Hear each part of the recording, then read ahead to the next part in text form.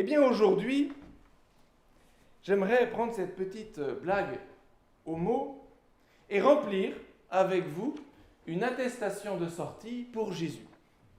Alors, et puis vous allez voir, ça parle un peu de la résurrection quand même, voire même beaucoup, comme si c'était fait exprès d'ailleurs. Alors nous allons la remplir pour le Christ. Première question, nom, prénom, on peut toujours mettre Jésus-Christ, né 25 décembre, on va pas chipoter, on va mettre l'an 0. Adresse, où? Alors vous mettez Bethléem, et puis là où il réside, alors c'est un peu compliqué, vous mettez au Cénacle, à Jérusalem.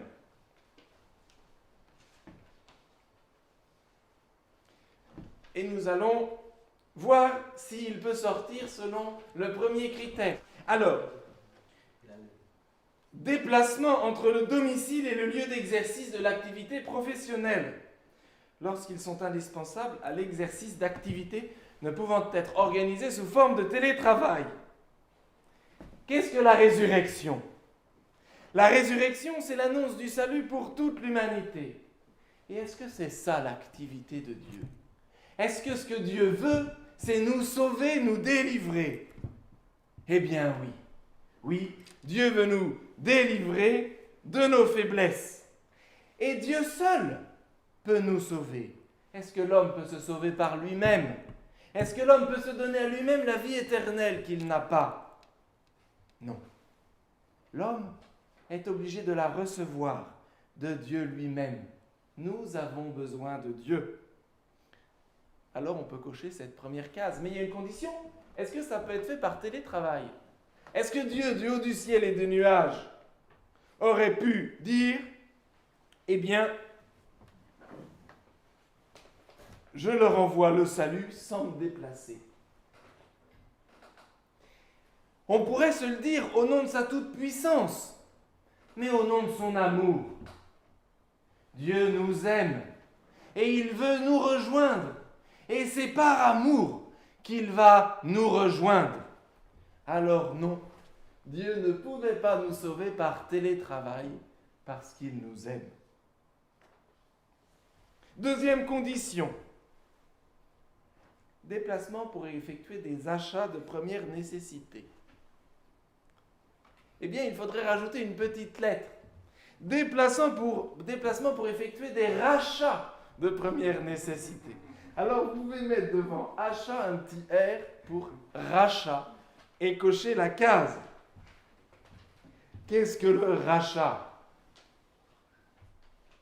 C'est notre relèvement. Dieu vient nous libérer. Le rachat, c'est une libération.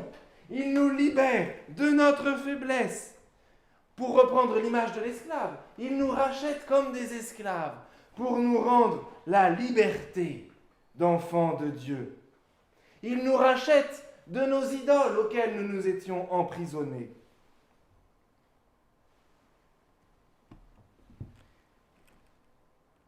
Trois et 4, on va les faire ensemble.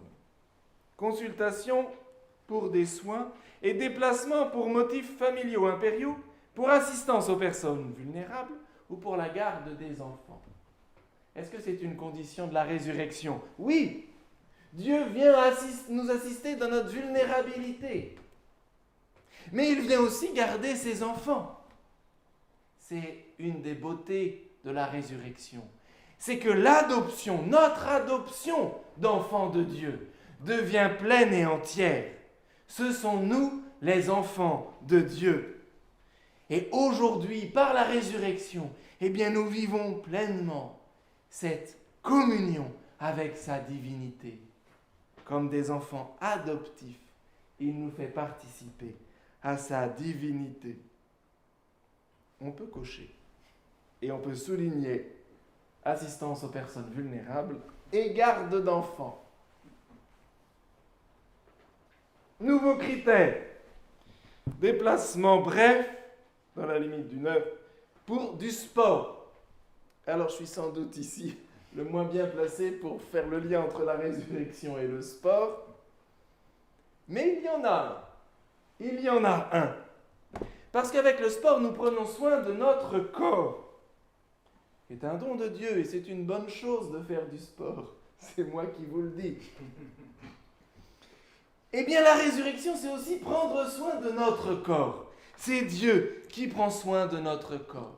Il nous aime totalement, corps, âme et esprit. Il n'aime pas que notre esprit ou que notre âme. Il nous aime, il aime notre âme dans notre corps.